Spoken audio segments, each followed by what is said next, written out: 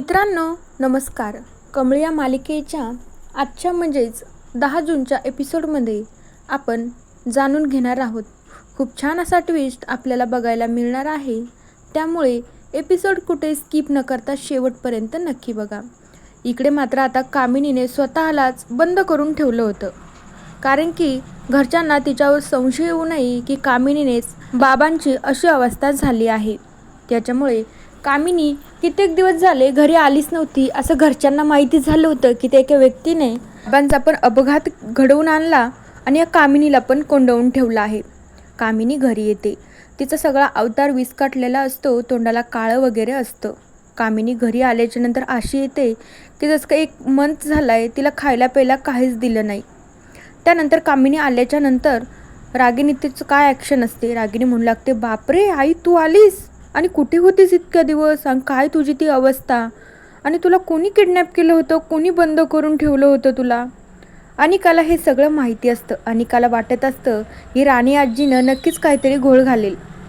अन्नपूर्णाला चांगला संशय असतो हे सगळं ना त्या कामिनीनेच केलेलं असेल म्हणून. राजन देखील तिथेच असतो. आता रागिनी कामिनीला घेऊन तिच्या रूममध्ये जाणार असते.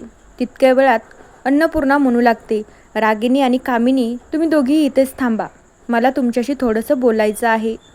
आणि मग तितक्या वेळात अन्नपूर्णा म्हणू लागते, काय गं कामिनी, आणि कोणत्या माणसाने तुला कोंडून ठेवलं होतं, बंद करून ठेवलं होतं गं?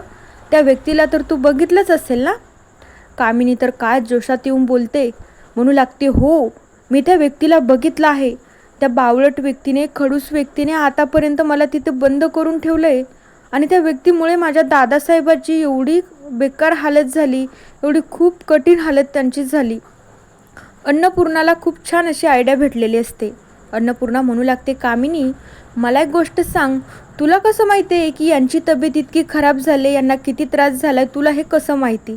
तुला तर तिकडं बंद करून ठेवलं होतं ना. मग यांच्या तब्येतीबद्दल, यांची किती हाल झाले, किती परेशानी झाली, काय काय केलं त्या व्यक्तीने यांच्यासोबत, ते तुला कसं माहिती? कामिनीची बोलतीच बंद होते. कामिनीला काय बोलावं म्हणून कळत नसतं. अनिकाला खूप मोठा धक्का बसतो.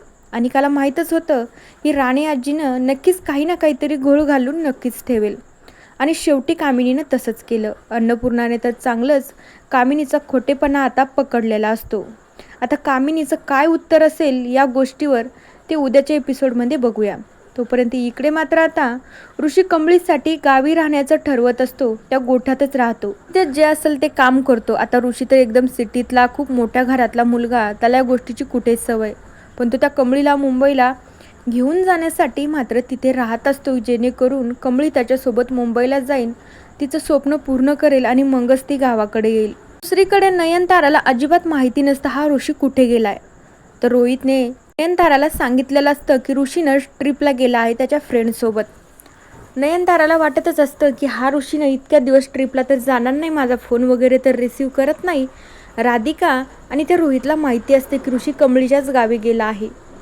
आता ऋषी त्या गोठ्यात झोपतो, त्याला मच्छर वगैरे खूप परेशान करत असतात. तर कमळीला मात्र ऋषीची ती अवस्थानं अजिबात बघवत नसते, तिला काळजी वाटू लागते. ऋषी सराने कशाला इथे राहावं, त्यांचं मुंबईला जायचं, मस्त तिकडं आईस के साथ राहायचं, तर माझ्यासाठी आणि माझ्या स्वप्नांसाठी इथे धडपड करत आहे. पुरी देखील कमळीजवळच बसलेली असते.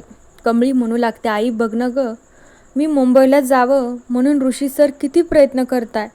त्यानंतर गौरी म्हणू लागते, अगं बाळा मग ऐक ना त्यांच्यावालं, बघ ना तो इतक्या घरात, इतक्या मोठ्या खानदानात वाढलेला मुलगा, त्याला गावाकडचं काहीच माहिती नाही, तरी तो तुझ्यासाठी, तुझ्या स्वप्नांसाठी तो गोठ्यात राहतो, मच्छर चावताय त्याला गोष्टीची कधीच सवय नाही, तरी तो तुझ्यासाठी एवढं करतोय.